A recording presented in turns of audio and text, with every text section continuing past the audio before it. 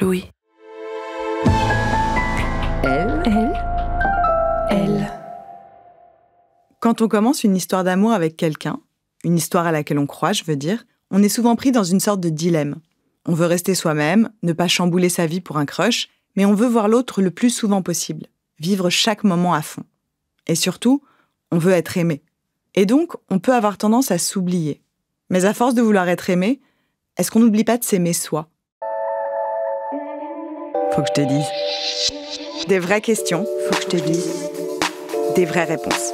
Faut que je te dise. Je suis Marine Revol, journaliste.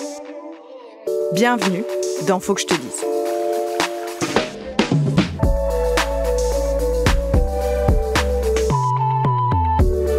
Est-ce que je peux aimer sans m'oublier ?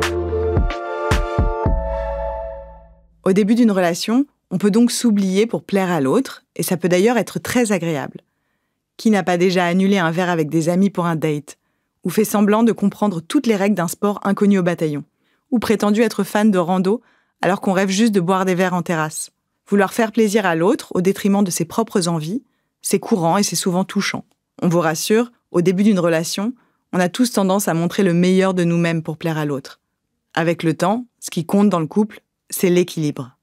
Mais chez certaines personnes, le fait de se donner entièrement à l'autre peut aller beaucoup plus loin. Ça devient problématique quand on commence à accepter des choses qu'on ne veut pas vraiment, comme des pratiques sexuelles qui ne nous conviennent pas, ou des comportements toxiques qu'on finit par tolérer. Mais alors, comment reconnaître une relation toxique ? Je vais vous raconter une scène qui m'a marquée dans une série que je regarde en ce moment. La dernière série de Lena Dunham, à qui l'on doit Girls sur HBO, est sortie sur Netflix. Ça s'appelle Too Much. C'est l'histoire d'une New-Yorkaise qui vient de se faire briser le cœur et qui débarque à Londres pour un nouveau job. Ce qui est too much dans la série, c'est Jessica, le personnage principal. Et moi, il y a une scène qui m'a marquée. C'est un flashback de sa relation avec son ex. On y voit Jessica portant une espèce de longue robe blanche vintage de marin, un peu informe, avec des manches longues et de la dentelle. Et son ex lui dit « Tu cherches à te cacher ou quoi ? Pourquoi tu t'habilles comme ça ?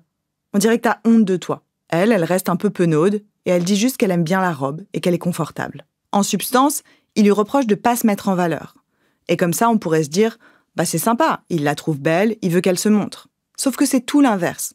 Il la dévalorise, il juge et critique son apparence, il se fout de son confort et surtout, il projette ses attentes et sa vision de la féminité sur elle. Par ailleurs, le ton est vraiment pas sympa. Eh bien ça, non seulement c'est une relation déséquilibrée, mais c'est aussi une situation d'emprise. Il n'existe pas de chiffre officiel qui dirait combien de femmes sont sous emprise, parce que le concept est encore récent et imbriqué dans les violences conjugales. Ce qu'on peut dire, c'est qu'en France, par exemple, selon les données du ministère de l'Intérieur, en 2023, 31% des plaintes pour violences conjugales sont des plaintes pour violences psychologiques et verbales.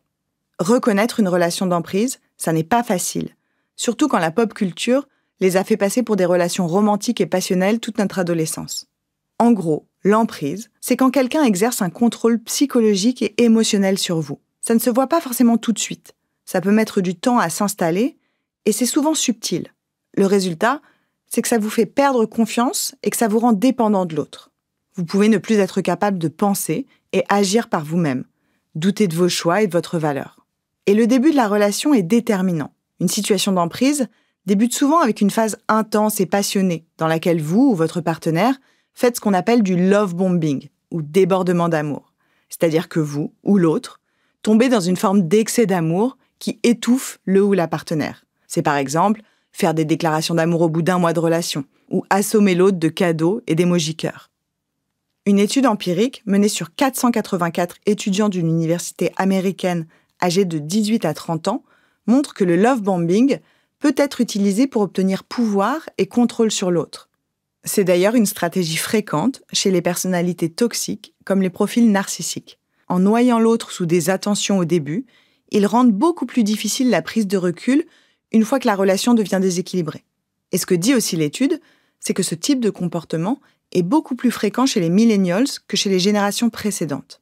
C'est pour ça qu'il faut faire attention à fixer ses limites dès les premiers instants d'une relation. Lorsque vous aimez en vous sacrifiant, parce que vous êtes très amoureuse, parce que vous vous dites que vous avez de la chance d'attirer l'attention d'une personne que vous pensez beaucoup trop cool pour vous ou belle pour vous, vous êtes beaucoup plus susceptible de tomber dans une relation d'emprise. Et ça, une fois que la mécanique est lancée, c'est extrêmement dur d'en sortir.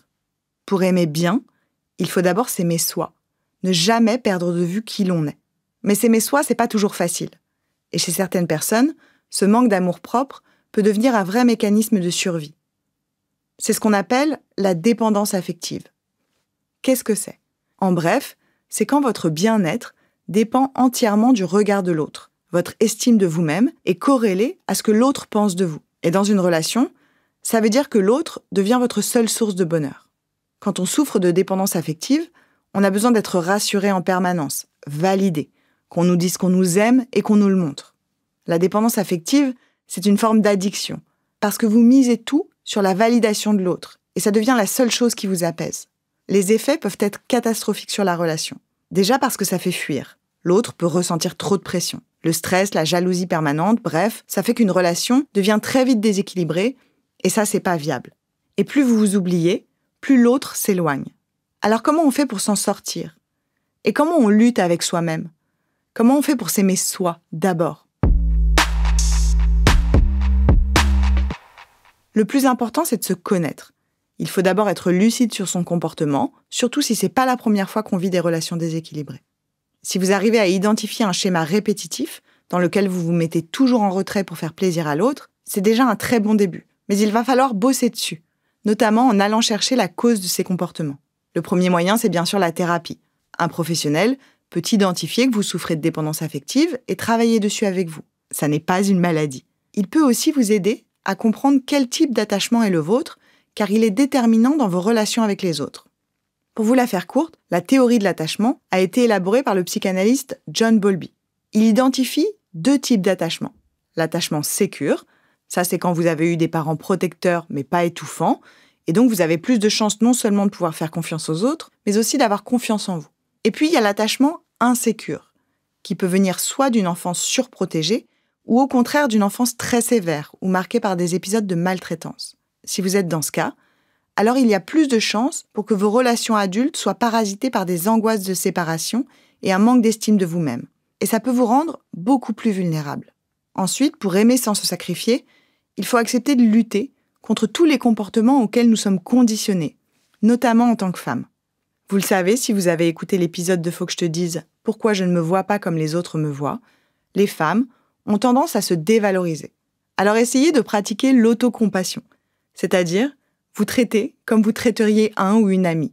À chaque fois que vous êtes tenté de vous dire que vous n'êtes pas assez bien, demandez-vous ce que vous diriez à un ou une amie à qui vous voulez du bien.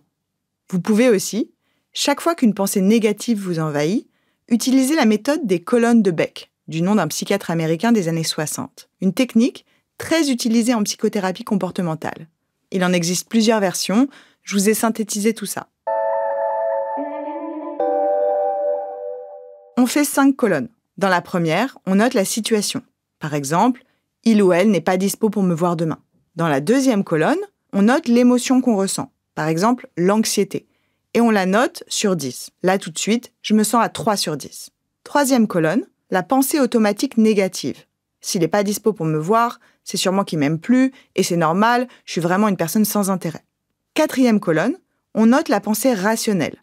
Bah non, s'il n'est pas dispo, c'est peut-être juste qu'il a déjà fait des plans avec des amis. Cinquième colonne, le résultat. On réévalue ses émotions, et normalement, la note devrait avoir baissé, et donc votre anxiété diminuer. Ensuite, pour ne pas vous oublier, vous pouvez vous bloquer chaque semaine du temps pour des activités et des passions qui n'appartiennent qu'à vous. Pourquoi je précise qu'ils n'appartiennent qu'à vous ? Parce qu'aller à la salle de sport, parce que votre crush aime bien les muscles, ça compte pas. On l'a dit plus tôt, mais il est important de fixer ses limites. Eh bien, listez-les, par écrit, et accrochez-les sur votre frigo si nécessaire. On l'a déjà dit ici, mais mettre ses pensées par écrit, par exemple dans un journal, aide à prendre du recul sur les situations. Ça n'est jamais perdu, et la plupart du temps, ça fait immédiatement du bien. Aimer sans s'oublier, c'est possible, et surtout, et c'est ce qu'il faut retenir, se faire aimer sans s'oublier, c'est possible aussi. Prenez soin de vous. Merci d'avoir écouté Faut que je te dise, un podcast coproduit par le magazine Elle et Louis Média.